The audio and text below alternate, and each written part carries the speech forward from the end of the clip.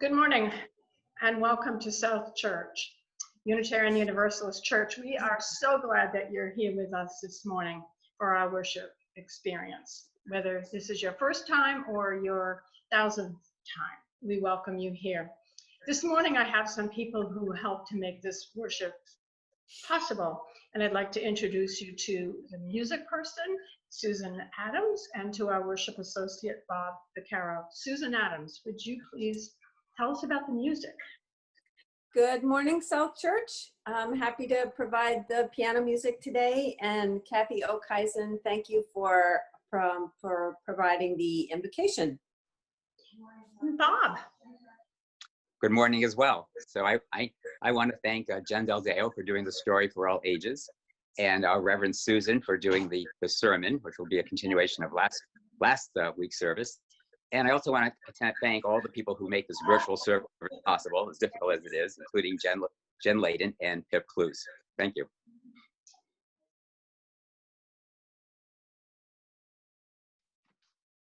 The Spiritual Book Group invites you to join us this summer in reading The Soul of America, The Battle for Our Better Angels by John Meacham. Pulitzer Prize-winning Meacham shows us that in times of bitter partisanship, the country has overcome hatred and divisiveness and moved forward. The book discussion will be on Wednesday, September 9th at 7 p.m. on Zoom. Please contact South Church Book Group at gmail.com for details. Hello, South Church. I'm so excited to be making an announcement today because it helps me feel more connected to you. And we have some great ways to get connected in the coming weeks and months ahead, and that is through the Pocket Garden Tour. The Pocket Garden Tour is going to be helping us connect to flowers and socially distanced to people. It's also going to be helping us connect to South Church traditions. This is the 31st annual Pocket Garden Tour. And we have several ways that you can help. So use the email link below to be able to connect with us with any questions on these. First off, we need some places to hang posters. Businesses and all are being used differently, so please pay attention as you go around your errands in the coming weeks and notice places that would be great to hang posters. Email us, we will get you a poster to put up at that location. We are also going to be requiring masks in all the gardens, so we have decided to make some beautiful floral masks. If you need material or elastic, we can help with that. If you're making them on your own, just let us know so we know how many to be expecting. We also are really excited because it's time to actually sign up to be a garden sitter. We already have 10 of the 70 sitters we're going to need, so join that group. There's 11 gardens this year to sit in, and there is a tiny URL that you can type in below and link up to that, or email us and we'll send it to you. And finally, we need to really step up publicity in a different way. This year, Clay Emery's doing a fantastic job. Be looking for us for the Pocket Garden information in newspapers and on different online sites, but we also really need to use Facebook and Instagram. So we need you to like the Pocket Garden page, but then we need you to also share that with your friends. Tag people who you know would enjoy the Pocket Garden Tour. Share our posts every week. Share our posts in local groups, town and community groups that are on Facebook, and share the information in there as well. And be looking for us. We are learning how to get on Instagram, and we'll be there soon as well. So see you in the gardens. Bye. One more step, we will take one more step, till there is peace for us, and everyone will take one more step. One more word, we will say one more word, till every word is heard by everyone. We'll say one more word. One more prayer, we'll say one more prayer, till every prayer is shared by everyone. We'll say one more prayer. one more song. We will sing one more song till every song is sung by everyone. We'll sing one more song.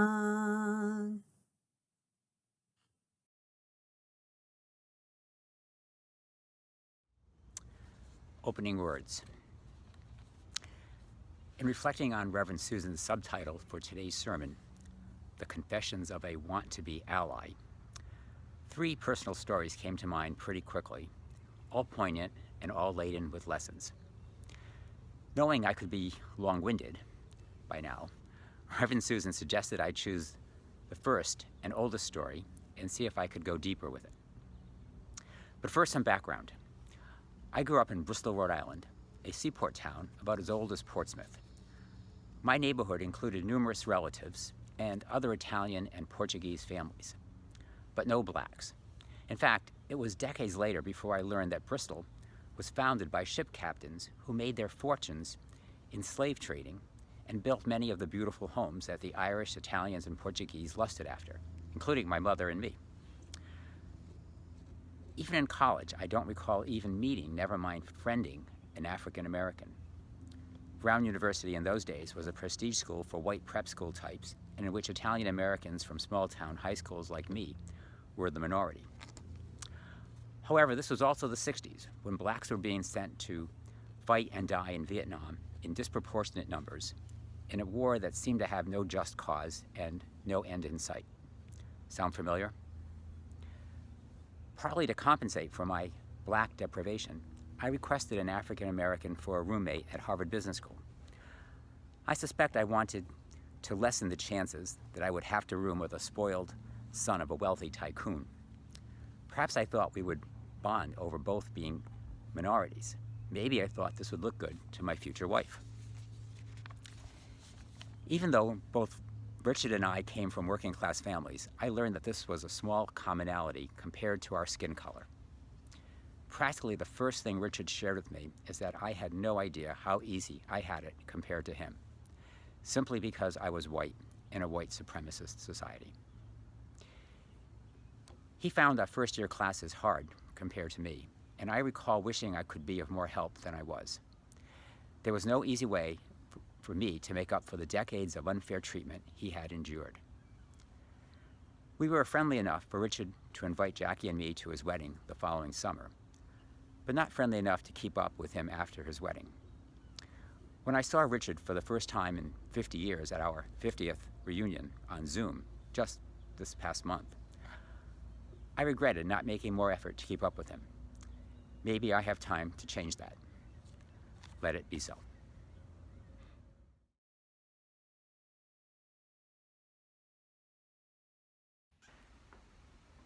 As you watch the chalice being lit in our beautiful sanctuary, or maybe as you light the chalice in your home, but certainly the chalice in your heart, reflect on times in your life when you've been in relationship with people of vastly different growing up experiences.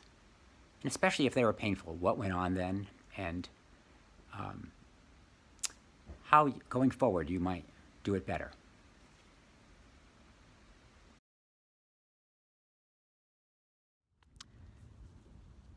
I invite you now to recite the South Church mission statement as printed on your screen along with me. At South Church, we nurture spiritual growth through worship, learning, and community.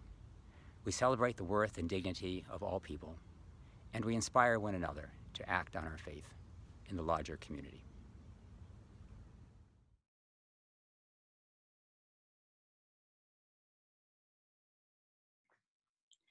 Good morning, dear friends.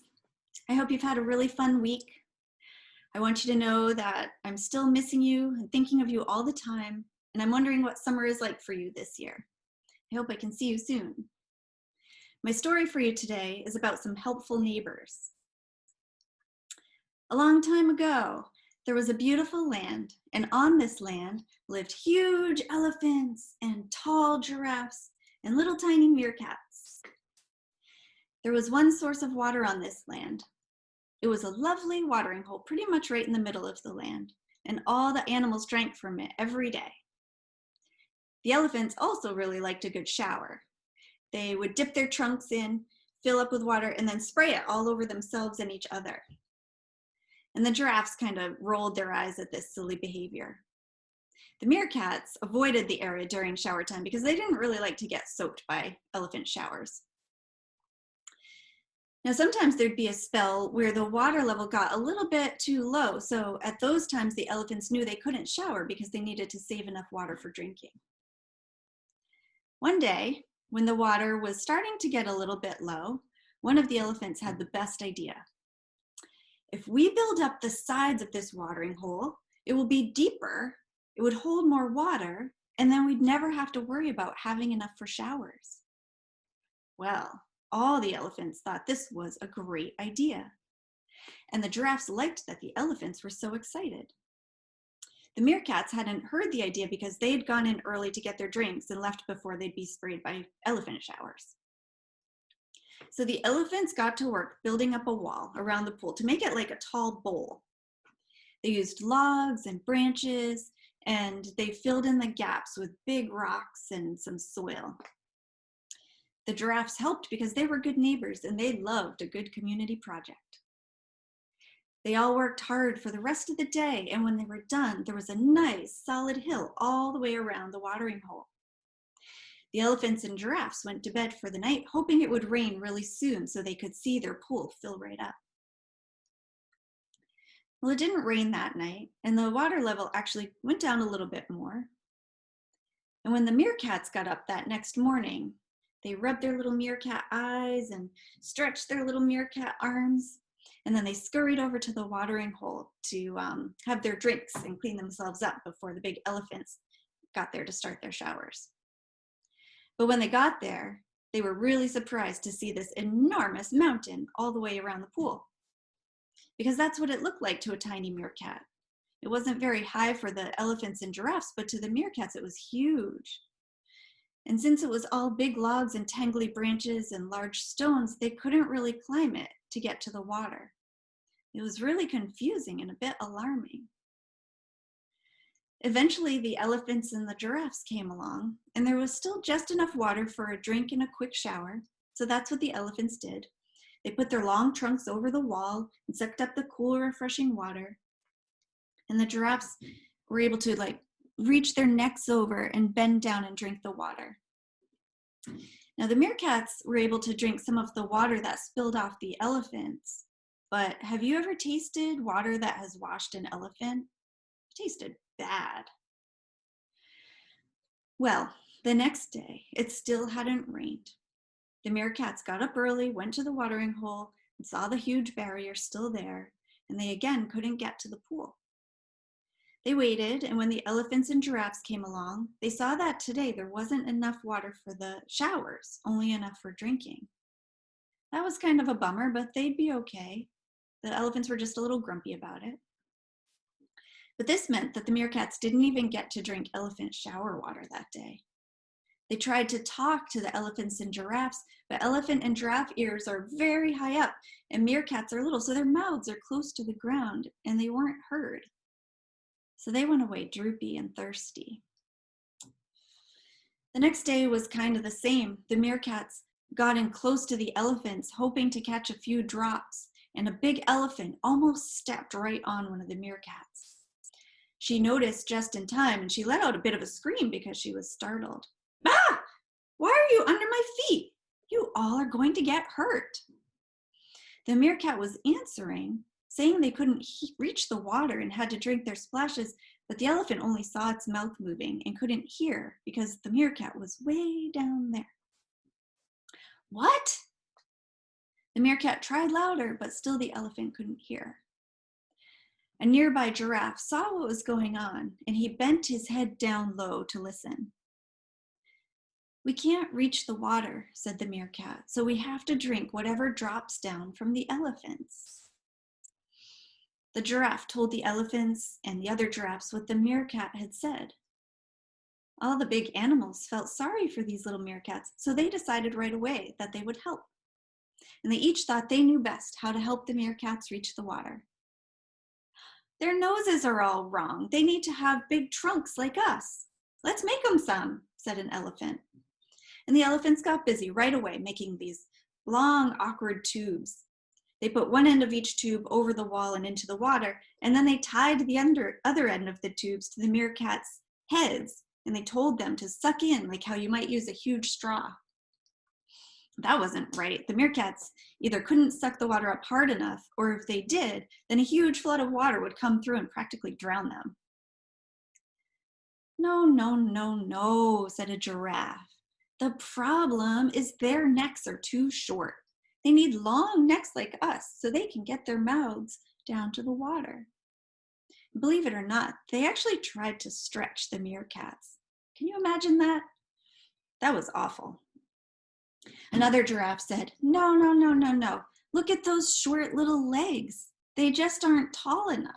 We can fix that. We'll make them stilts. Yeah, that's it, said the other giraffes, and they got busy making tall stilts for the meerkats. Well, that wasn't good either. The meerkats had a very hard time getting up on the stilts, and then they couldn't really balance, and they kept falling, and then when they could balance, they couldn't get down to where the water was. The elephants and the giraffes kind of shrugged and shook their heads. Too bad. We tried to help you every way we could. Sorry, but we think you just can't be fixed. A big, gentle elephant looked at the frustrated and defeated looks on the meerkats' faces. And then she asked an important and specific question that none of the others had thought to ask. Meerkats, what can we do to help you?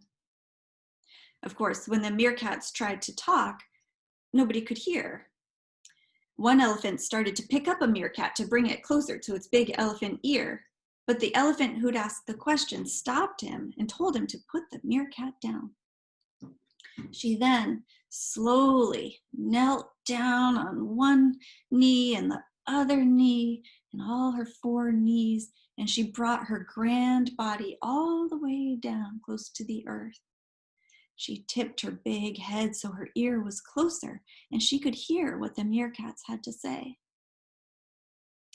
The other elephants and the giraffes just watched for a moment, but then, one at a time, they each carefully knelt down and got close to the earth and lowered their ears too. The meerkats explained that the way the watering hole was now structured just didn't work for their bodies. And to reach the water, they needed the wall to come down. But we really want to be able to have enough water for all of us to drink and bathe too, said an elephant. Well, said a meerkat, what if we dug the pool deeper instead of building the sides up? But the elephants and giraffes didn't know how to dig. The meerkats knew how to dig. This would be a very big digging project, and they knew they couldn't do it alone. So they asked the elephants if they would be willing to learn and help. The elephants really wanted water, and they wanted to care for the meerkats too, so they agreed. And like I said, the giraffes were good neighbors and they loved a good community project, so they were in too. So the big wall was taken down. The elephants dug deep in the middle of the pool, and the meerkats dug down at the edges, and the giraffes worked in the areas in between. It didn't take that long, and then the rains came and filled the pool, and it was deep. Now, all the animals could use all the water for drinks and showers and everything they needed, and all the animals felt safe and cared for. Once in a while, one of my kids will ask me this great question: what can I do to help you? When they ask me that, it feels great. I wonder what would happen if you and I went out in our days today and we each asked someone, you and I, what can I do to help you? Let's try it and let's see what happens. I'll ask someone that question, you ask someone that question. And then tell me your story of what happened on Zoom or in an email or in a letter. And I'll tell you about what happens when I ask. I look forward to hearing your story. And I'll see you soon.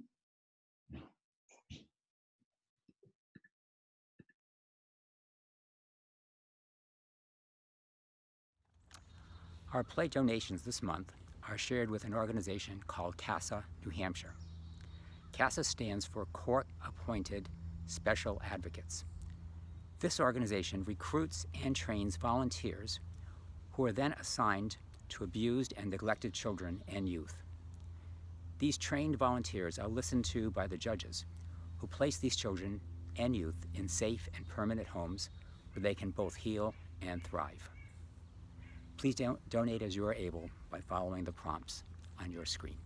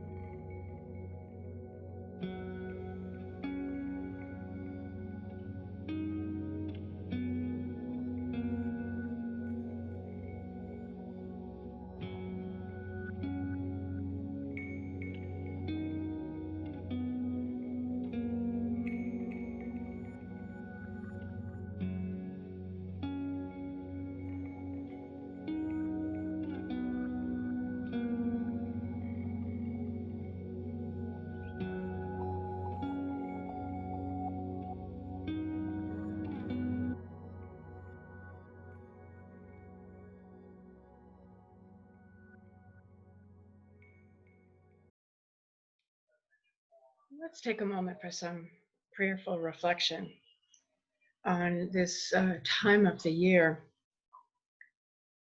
Ever so grateful for the sun when it does come out, and for the rain, because we need that as well, for the noises of summertime, and for the sights, lightning bugs, and ocean waves, and green leaves.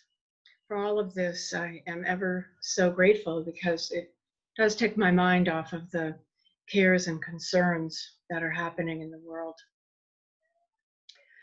Sometimes it gets so hard to know how to navigate this crazy virus time. People not being safe, people not protecting themselves, not protecting me. The never-ending rise in numbers, and the uncertainty is sometimes really hard. I'm sure that you're facing that too. So I just want to express some of my concerns and some of my hopes. Some of the things that give me the strength to get through the day, through the weeks, knowing that I have family, knowing that I have you, knowing that I have friends, knowing that I can connect with people, albeit in this crazy virtual way, knowing that I can read and rest and relax and walk and sit near the ocean. All these things bring me relief. When I am most beset by my negative emotions, I think of the goodness that is around me, that I find in nature, and that I sometimes find in people, especially you, dear ones.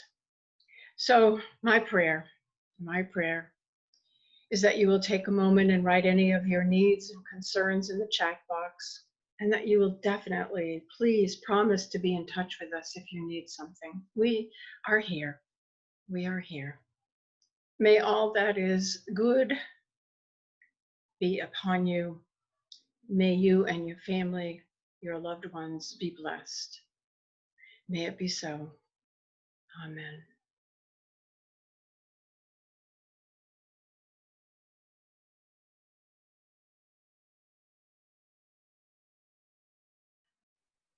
While at seminary, during a preaching course with the Reverend Dr. Patrick Thomas Aquinas O'Neill, who could but learn from a minister with that name, I gained some words of wisdom about sermon preparation and presentation. First, he said, you should know your audience. And then he said, you should know what you are talking about. And finally, he said, you will find 3 or 4 key areas that you will keep coming back to explore. And today I find myself facing all of those points. One, I have barely had time to get to know you. I have met many of you who serve on committees and social hour, but that is too few of you. I have read a brief history. I have gone on the website, but I've not had time to sit with you and explore what it is that awakens your heart and mind, or brings you joy or sorrow or comfort. And I don't know what theological, spiritual, philosophical thoughts keep you awake at night or lull you off to sleep, especially during a sermon. I do know my common themes: community, interconnectedness, and how to become someone who can help heal the world, especially in regards to becoming an anti-racist, anti-oppression ally.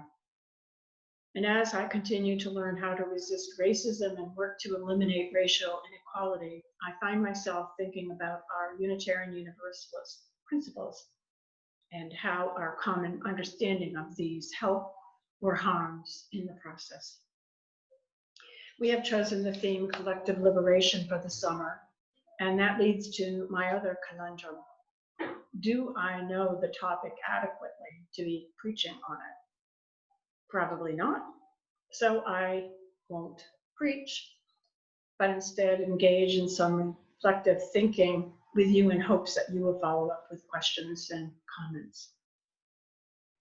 If Unitarian Universalism is my religion, not just of birth, but of choice, how does it help me? I really do want to work to build a not racist community, and I want to know what it means to be an ally in the process. And thus my theme, let's do this together, and confessions of a wannabe ally. Unitarian Universalism is a non-creedal religion. We tell ourselves that there is a common set of principles, but no dogma or set of teachings which to adhere. And this, of course, begs the question, are they commonly held beliefs, or is ours a religion with a cafeteria of options? And this distinctive characteristic of Unitarian Universalism is an area that creates both opportunity and tension. And the one I want to think about is between individualism and community.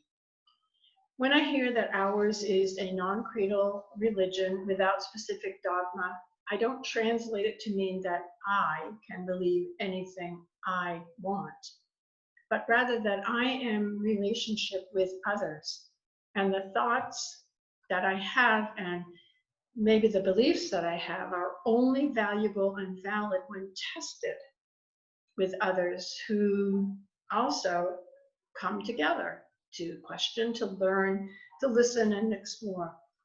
In other words, I might believe what I want, but if I want to be in genuine and accountable relationship with others, I need shared wisdom, shared perspective of others who think differently than me, and often who challenge or affirm my views.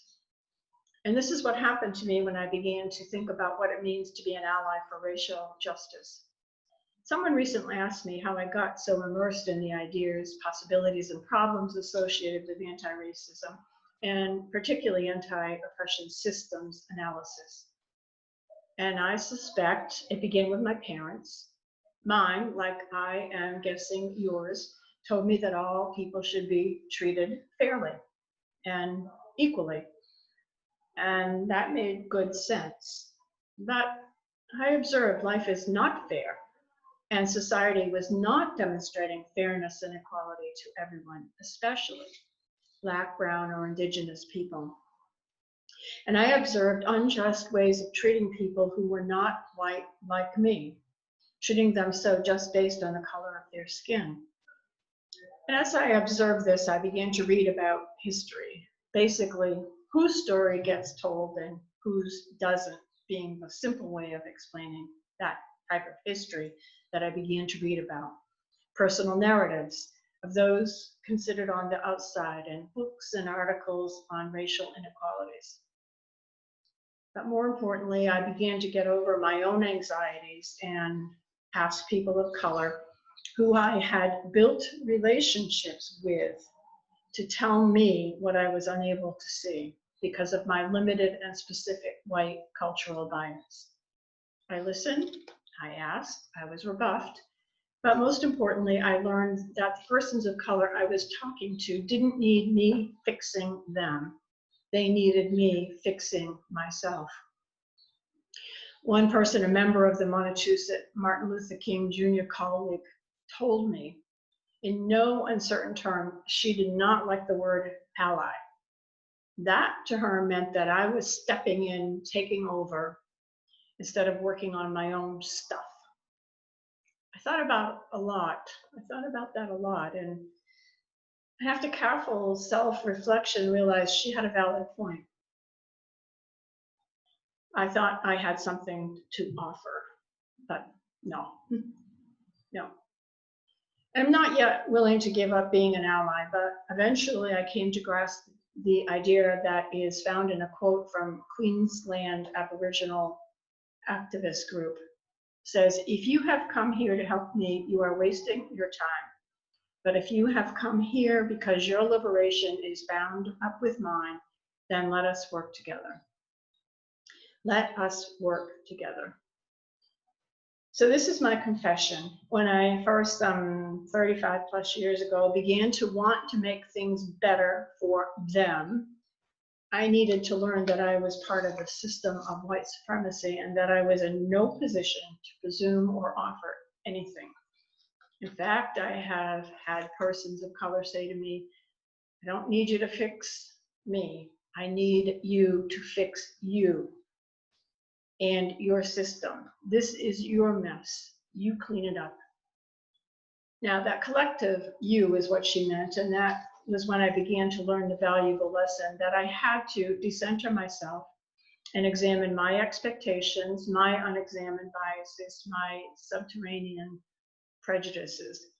I had to learn how to listen, engage, explore, and develop relationships and partnerships where people could work together, because my liberation, my spiritual wholeness is bound up with others. And this brings me to my 7th principle, a covenant to affirm and promote the respect for the interdependent web of all existence of which we are a part. And this loops back to that tension, the individualism you so pride ourselves on, and the value of interdependency and community that I hold as one of my highest principles. I am connected to you and you to me. My liberation and freedom to be working toward building a community of racial equality is dependent on listening to people of color's experience and taking their lead. And in spite of an article, there is no such thing as a white ally. I'm not yet prepared to give up the notion that I am an ally, albeit one who is constantly learning, often stumbling and bumbling. But I come to it with the foundational belief that Martin Luther King Jr. stated: we are caught in an inescapable network of mutuality, tied in a single garment of destiny. Here I'm back again talking about community interconnections. So perhaps what I am attempting is to build alliances of communities coming together to be accountable, to heal, and to transform. And the art of building alliances is complex. Dr. Martin Luther King Jr. states, a true alliance is based upon some self-interest of each group and a common interest into which they merge. So African Americans, Latinos, Latinx, Native American, Iraqi, Middle Eastern, Jewish, poor, privileged, white, women, men, youth, elders, gay, lesbian, bi, and trans persons must come together. We must sit down together. That's an alliance. But that requires living with ambiguity and with admitting ignorance of others' cultures and histories. And it requires a commitment to remain in relationship, even when feeling scared or uncertain, even when making mistakes. King's book, Where Do We Go From Here? Chaos or Community, which I would propose is his absolute best book, helped me to understand and gain a deeper awareness of my own identity as a white person who desires to be an ally. This is a journey. It's led me along many paths. I've lost friends, I've gained friends. I've lost nights of sleep, and I have gained a sense of wholeness because I am convinced that a path to healing is to be found while building genuine and authentic relationships. And this, I believe, manifests working in connected communities. Robert Diaz, an Indigenous woman member of a committee that I was chair of for the UUA, would often remind me that the success of the journey involves deepening a new cultural consciousness, not just of others, but of myself, requiring me to think of the collective as a unit of action. And she would say, individuals accomplish very little. It is the power of the collective that makes real and lasting changes. Collective liberation through deepening relationships, honest self-searching, and reflecting on those learnings and actions. Isn't that powerful?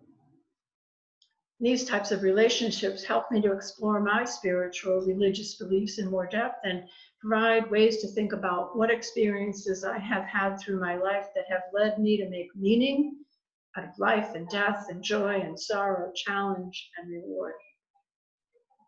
The one thing I have come to know is that when engaged with others to wrestle with ideas and opinions and experience, it is then that I have a better chance to grow into the person I would like to be. The person I would like you, my family, my friends, and the world to be proud of. I guess if pushed to name my religious and spiritual identity, I would confess to being a theological, community activist feminist. Of course, in communities that are made up of people, there will be quarrels and wrongdoings. And certainly in community activism, there are going to be challenges and misdeeds and mistakes. And oh, I hope to be strong enough to say, I'm sorry, I made a mistake, I messed up. Oh, how to be in a community that when we say and confess our wrongdoings, others respond with care and allow us to learn and repair the wrongs. There's a story of a village. It may be true or may not, doesn't really matter. For I tell it as a vision of collective liberation, an ideal. When a member of this particular community acts unjustly and breaks the harmony of the community, they are brought to the center of the village, and everything stops, and every person in the village circles around them. And then each person tells of a good deed, a word, an act, a strength, a kindness, a characteristic that that person accused of wrongdoing has. And when every last person, child, elder, in the community has spoken, a celebration takes place, a celebration and a ritual, and that person is welcomed back into the community with a recommitment to the well-being of the entire community.